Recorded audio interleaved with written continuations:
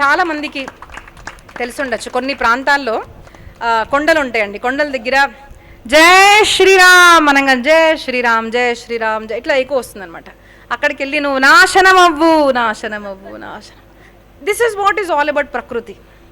మంచి కోరుకోండి. ఎదుటి వాళ్ళు నేను చేసి చెప్తున్నానండి. This is not bookish knowledge. మీకు శత్రువులు కనిపిస్తారు, మీ గురించి చెడు మాట్లాడే వాళ్ళు ఉంటారు, మిమ్మల్ని కాళ్ళు లాగి ఎలా వీళ్ళని కిందికి దించాలని అన్నవాళ్ళు ఉంటారు. You be good. మనం మంచిగా ఉండాలి. వాళ్ళు ఒరే అన్నాడు అంటే నేను ఒరే అన్నాను అంటే వాళ్ళల్లో నాలో తేడా ఏంటిది? కుక్క నన్ను గరిచిందని మనం కుక్కని గర్వం కదా, బికాజ్ కుక్క నేను మనిషిని.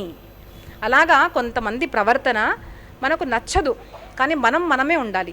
మన క్యారెక్టర్ అన్నది మనం ఎప్పుడు కూడా దించకూడదు అనమాట. మనం ఎలా ఉన్నాము, దయామయులము, మంచివాళ్ళము, helping nature. Be like that, be like that. Your answer, your prayers, your actions will be answered one day.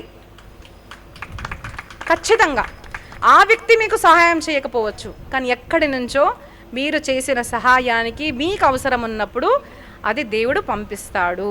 అది మనం గుర్తుపెట్టుకోవాలి. కాబట్టి మన ఇంటికి వచ్చిన ప్రతి వ్యక్తికి కూడా ఏదో ఒకటి అన్నదానం. పూర్వం ఉండేదండి, మా నాన్నగారు ఎప్పుడు చెప్పేవాడు, కొంతమంది ఇంటికి వెళ్తే అసలు భోజనం చేయకుండా పంపించేవాడు కాదు నాన్న అంటారు. ఇప్పుడు అలా ఉందా? హోటల్స్ వెతుక్కోవాలి ఎక్కడికైనా వెళ్ళాము అంటే. అది పరిస్థితి. పూర్వం ఎలా ఉందంటే ఇంటికి వెళ్ళాము అంటే ఖచ్చితంగా భోజనం అడిగే అవసరం ఉండదన్నమాట. భోజనం సమయానికి వచ్చారు, భోజనం చేసే వెళ్ళాలి. భోజనం సమయం అవుతుంది, భోజనం చేసే వెళ్ళాలి.